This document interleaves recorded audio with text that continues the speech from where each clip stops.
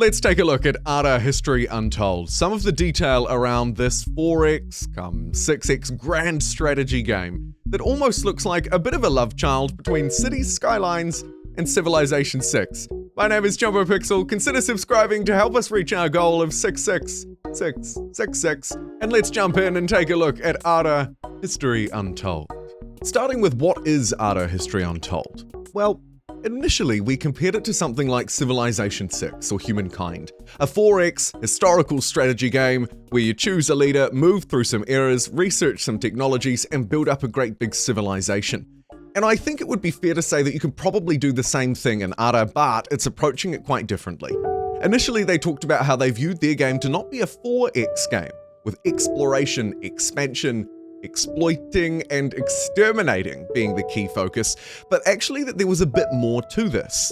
They at first argued that it could be a 6, S-I-X, game, adding in experimentation as the 5th and expression as the 6th. Experimentation leading into things like the fact that there is no predetermined path to victory in this game, or that the maps are procedurally generated.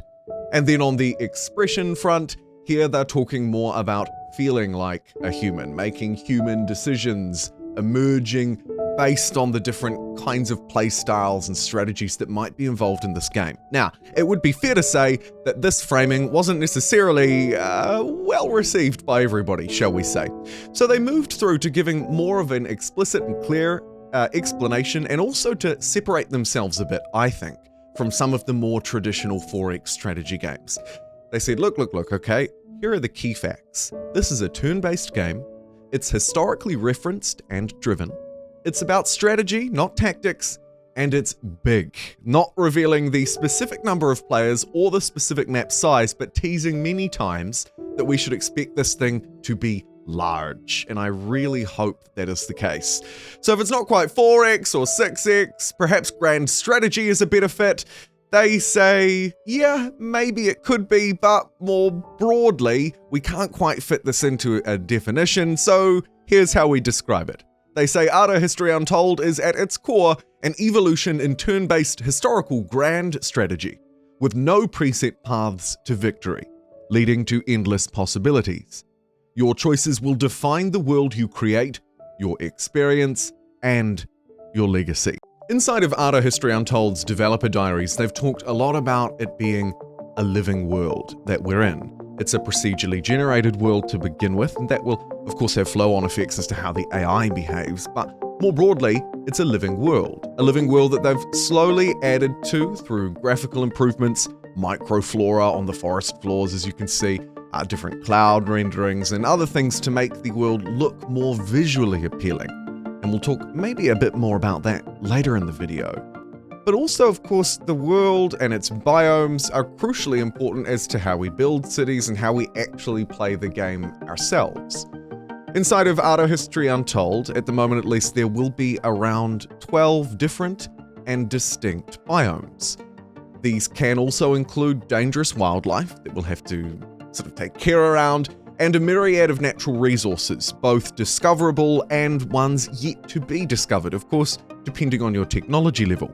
They say that there'll be an impressive over 50 different kinds of natural resources, from rubber trees to silkworms, precious metals, fruits, vegetables, grains, everything that shaped early ancient world societies. They say that natural resources can be consumed by cities for growth or immediate bonuses, but they can also be used to provide time-limited bonuses, crafting important materials, improvements for things like triumphs, which are their sort of wonders, or equipping your armies. If a player has enough to go around, of course, natural resources can also be traded, and as you advance through technologies, there'll be new ways to take advantage of different resources, as we would expect, of course, in any grand historical strategy game. The cities themselves will of course likely be a pretty dang important part of Ara History Untold, I think. Some of the things that they've talked about so far in cities are the growth of cities, which of course build on those resources that we were talking about earlier, particularly food, but also the other things that are required to sort of spark progress within a nation, like wood for buildings, for example. You'll need labor out of your workers, yields, efficiency, so on and so forth. They say also that migration will play a significant role in attracting people to your city, maintaining happiness and health, enacting sensible policies. Occasionally, pampering your citizens can entice people from distant lands to your own. And as your cities grow, you'll notice that dynamic world play out. Additional homes and infrastructure will start being built further and further out potentially from the city in and around that hinterland. And as the city starts to grow, we'll hopefully kind of feel that play out too. As well as having that migration naturally occur and food growing in your city, will also be able to manage construction growth with a variety of different buildings. One that they note in particular is a city hall, which will interestingly raise the immigration level for our city, while something more traditional like granaries or hospitals will increase a city's birth rate. Ambitious players seeking rapid growth through crafting, building, and picking up goods, fine goods like wine or jewelry, can also temporarily elevate a city's birth rate. So there are a lot of different factors feeding in here rather than just a simple food yield.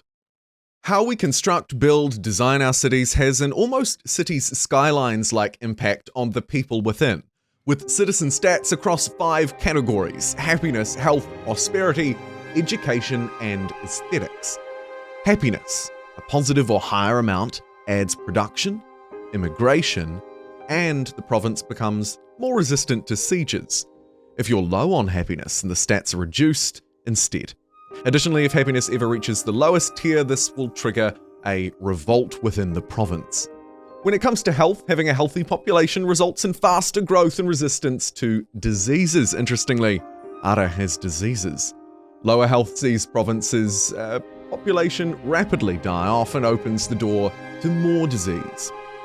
Prosperity will give you, the city manager of course, additional money from taxes from the population, lowering or I should say increasing your rate of coin growth, coin being the money resource, a core resource inside of the game. On trend, of course, if you go negative with prosperity, it results in a less giving province, less money being made, and improvements will regenerate or degrade depending on prosperity. I like that a lot. Adds into that living and breathing world. As far as education go, of course, you'll help your people become more intellectual, which will raise your research speed, giving you technologies even faster. Negative education will lower your amount of research within a province. The smarter a province is, the more they may ask for favors, present you with quests to complete. And finally, aesthetics.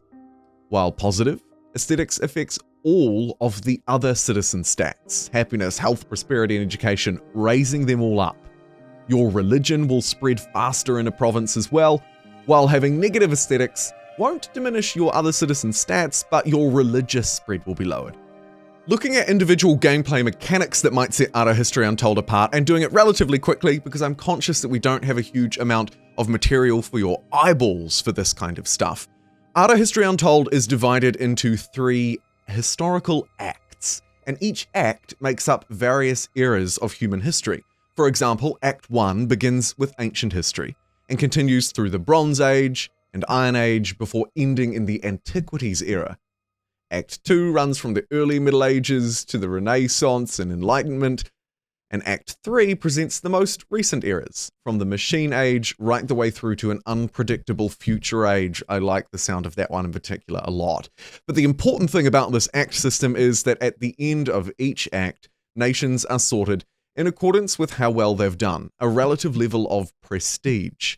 Nations with the lowest amount of prestige are removed from the game. So that, my friends, is how you can get yourself removed from Ara History Untold, and how the journey towards winning is a little bit different than other games.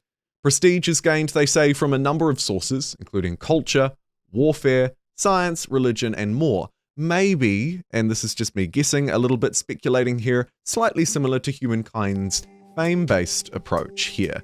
But of course, instead in Ara, you're actually being eliminated if you're one of those failing, crumbling empires. I like that a lot. Quests, research technologies, triumphs or wonders, and improvements are a variety of other ways to gain prestige.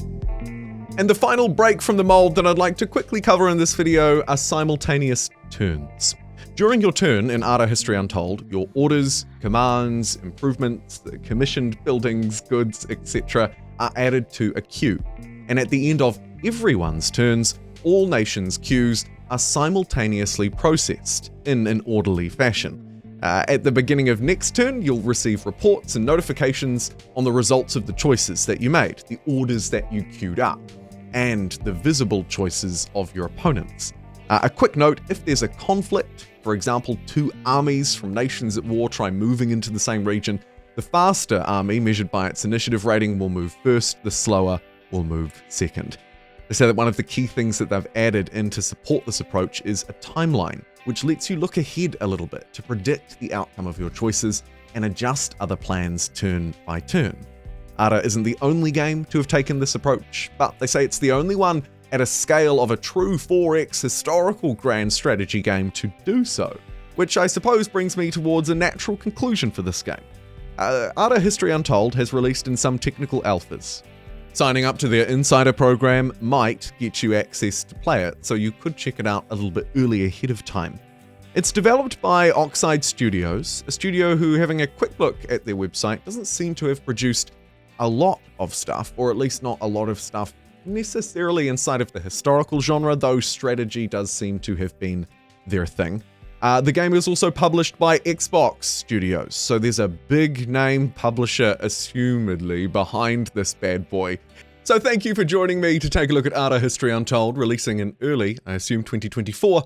I look forward to your Ara comments below. Take care, everybody. See you next time.